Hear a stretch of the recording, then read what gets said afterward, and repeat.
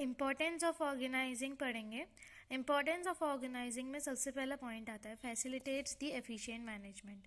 इसका मतलब क्या है कि जो ऑर्गेनाइजिंग है, ऑर्गेनाइजिंग का मतलब क्या होता है, basically is the process of defining and grouping the activities which is to be performed.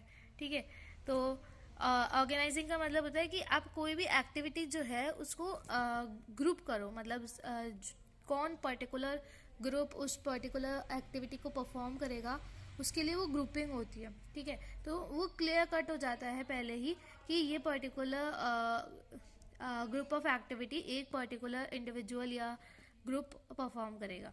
तो फैसिलिटेट द एफिशिएंट मैनेजमेंट कैसे कि अब इसमें क्या होगा, ऑर्गेनाइजिंग में जो हमने पहले से ग्रुप ऑफ एक्टिविटी डिसाइड करी है। ठीक है, तो जैसे मान लो कि एक है, मैं आपको शो करती हूँ। जैसे मान लो कि एक एक्टिविटी है ए बी सी डी, मेरे पास 4 एक्टिविटीज़ है टोटल।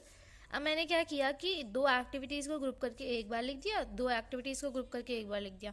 तो यहाँ पे मेरा डुप्लीकेशन ऑफ वर्क नहीं होगा। ठीक है, तो इससे क्या होगा, मेरा एफिशिएंट मैनेजमेंट होगा। ठीक है, यहाँ पे अगर मेरी ऑर्गेनाइजिंग पुअर होगी तो फिर डुप्लीकेशन ऑफ प्रोडक्ट्स या डुप्लीकेशन ऑफ एक्टिविटीज़ मेरा होना शुरू हो जाएगा, जिसके कारण मेरा एफिशिएंट मैनेजमेंट नहीं होगा। फिर है मेरा facilitates the coordination and communication. अब क्या होता है ना, जब पहले से ही प्री डिफाइंड हो जाती है एक्टिविटीज़, तो फिर कोई भी कॉन्फ्लिक्ट्स नहीं होते कि ये एक्टिविटी मैं परफॉर्म करूँगा, ये एक्टिविटी मैं परफॉर्म करूँगा।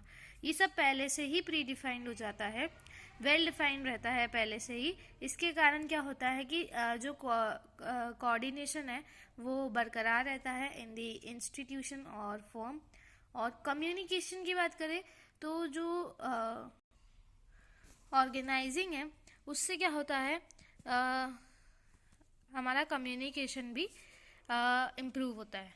ठीक है, फिर है it facilitates the growth and diversification. अब जो है ऑर्गेनाइजिंग जो है वो ग्रोथ और डाइवर्सिफिकेशन को भी फैसिलिटेट करती है। कैसे, अगर मेरा डुप्लीकेशन ऑफ प्रोडक्ट्स नहीं होगा, डुप्लीकेशन ऑफ एक्टिविटीज़ नहीं होगी, वर्क्स नहीं होगा, तो फिर मेरा ग्रोथ तो ऑब्वियसली होएगा, प्रोडक्शन ज़्यादा होएगा। ठीक है, कैपेसिटी इंक्रीज हो जाती है एक एम्प्लॉय की। अगर वो 2 बार एक ही काम कर रहा है तो वेस्ट है, लेकिन अगर वो दूसरी बार करने में उसको दूसरी जगह लगा रहा है तो वो उसके लिए अच्छी बात है, तो उसका प्रोडक्शन ज़्यादा होगा।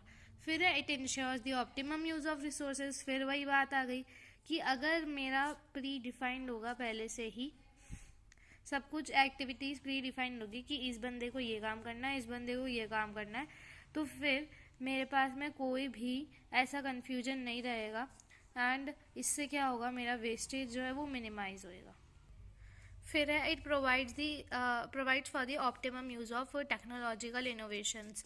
अब क्या होता है, यहाँ पे टेक्नोलॉजी की बात करी गई है, तो जैसे जैसे मेरी टेक्नोलॉजी इंक्रीज़ होगी वैसे वैसे मेरी क्वालिटी इंक्रीज़ हो जाएगी।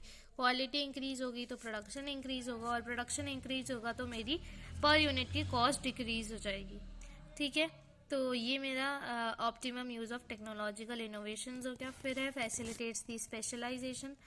अब जो स्पेशलाइजेशन होता है, मतलब जैसे ऑर्गेनाइजिंग जो है वो एक बहुत बड़ा स्कोप है for bringing the specialization in every department. ठीक है, कैसे, through the proper allocation of jobs among the employees. ठीक है, through the proper allocation of job among the group. ठीक है, पर्टिकुलर ग्रुप। ऑर्गेनाइजिंग के 2 तरह से समझ सकते हैं, एक है organizing as process, organizing as structure. तो ये हम पढ़ेंगे नेक्स्ट वीडियो में। तब तक के लिए गुड बाय, टेक केयर।